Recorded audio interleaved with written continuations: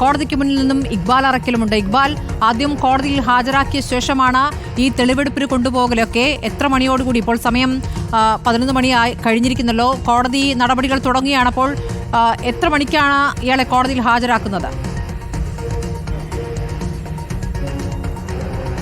സ്മൃതി, ഇപ്പോൾ ചെന്താമരയുമായുള്ള പോലീസ് വാഹനം ഇപ്പോൾ ആലത്തൂർ കോടതിയിലേക്ക് പ്രവേശിച്ചിരിക്കുന്നു. അല്പസമയത്തിനകം തന്നെ ചെന്താമരയെ കോടതിയിൽ അകത്തേക്ക് എത്തിക്കും.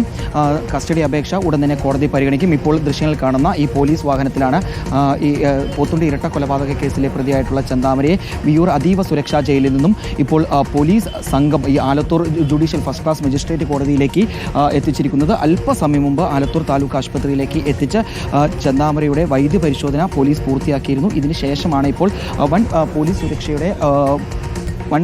സുരക്ഷയുടെ സന്നാഹത്തോടെ തന്നെ ഇപ്പോൾ ചെന്താമരയെ ഇപ്പോൾ പോലീസ് വാഹനത്തിൽ നിന്ന് പുറത്തേക്ക് ഇറക്കി ആലത്തൂർ ജുഡീഷ്യൽ മജിസ്ട്രേറ്റ് കോടതിയിലേക്ക് കൊണ്ടുവരുന്നതിൻ്റെ ദൃശ്യങ്ങളാണ് കാണുന്നത്.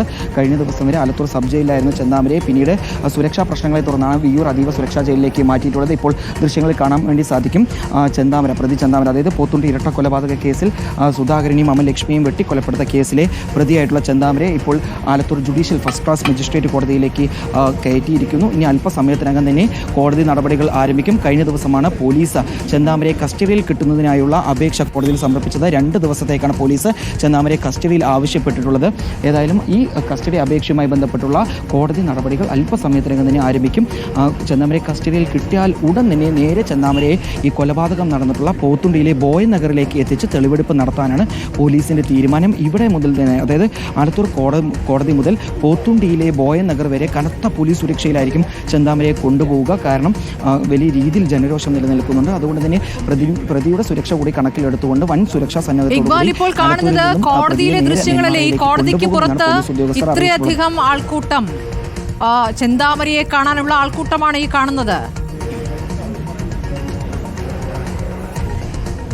സ്വാഭാവികമായിട്ടുള്ള കോടതിയിലെ തിരക്കിനൊപ്പം തന്നെ ചെന്താമരയെ കാണാനുള്ള ഒരു ആകാംക്ഷയോടുകൂടി ആളുകൾ ഈ മേഖലയിലേക്ക് എത്തിയിരുന്നു. അതിരാവിലെ മുതൽ തന്നെ ചെന്താമരയെ ആലത്തൂർ കോടതിയിൽ ഹാജരാക്കുമെന്ന വിവരത്തിൻ്റെ അടിസ്ഥാനത്തിലാണ് നാട്ടുകാരുൾപ്പെടെ ഈ മേഖലയിലേക്ക് എത്തിയിരുന്നത്. ആലത്തൂരിലെയും അതുപോലെ തന്നെ നെന്മാറയിലെല്ലാം വിവിധ മേഖലകളിലുള്ള ആളുകളാണ് ചെന്താമരയെ ഈ മേഖലയിലേക്ക് എത്തിക്കും എന്ന വിവരത്തിൻ്റെ അടിസ്ഥാനത്തിൽ ഈ കോടതി പരിസരത്തേക്ക് എത്തിയിട്ടുള്ളത്. ഏതായാലും അവരുടെ എല്ലാം ഒരു ജനത്തിരക്ക് നമുക്ക് കാണാൻ വേണ്ടി സാധിക്കും. ഏതായാലും അല്പസമയത്തിനകം ചെന്താമരയെ കോടതിയുടെ അകത്ത് കയറ്റും. അതിനുശേഷം കോടതി നടപടികൾ ആരംഭിക്കും. അതായത് പോലീസിന് ഈ കേസുമായി ബന്ധപ്പെട്ട അതിനിർണായകമായിട്ടുള്ള തെളിവുകൾ കണ്ടെത്തേണ്ടതുണ്ട്. അതിൻ്റെ ഭാഗമായാണ് ചെന്താമരയുമായുള്ള തെളിവെടുപ്പ് പോലീസ് ഉദ്യോഗസ്ഥർ നടത്താൻ വേണ്ടി പോകുന്നത്. കൊലപാതകം കൃത്യമായി തന്നെ പ്രതിയെ കൊണ്ട് തന്നെ പുനരാവിഷ്കരണം നടത്തും. അതിനുശേഷം പിന്നീട് വിശദമായിട്ടുള്ള മണിക്കൂറുകൾ നീണ്ട തെളിവെടുപ്പ് നടത്താനാണ് പോലീസിൻ്റെ തീരുമാനം. ഇപ്പോൾ ദൃശ്യങ്ങൾ നമുക്ക് കാണാൻ വേണ്ടി സാധിക്കും. ആലത്തൂർ DYSP N മുരളീധരൻ ഉൾപ്പെടെയുള്ള പോലീസ് ഉദ്യോഗസ്ഥർ ഇവിടെയുണ്ട്.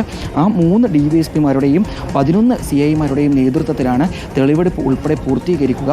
ഏതായാലും അല്പസമയത്തിനകം തന്നെ പോലീസ് കഴിഞ്ഞ ദിവസം സമർപ്പിച്ചിട്ടുള്ള ഈ കസ്റ്റഡി അപേക്ഷയിൽ കോടതി നടപടികൾ ആരംഭിക്കും. സ്മൃതി, ഇനി അല്പസമയത്തിനകം തന്നെ കോടതി നടപടികൾ ആരംഭിക്കും.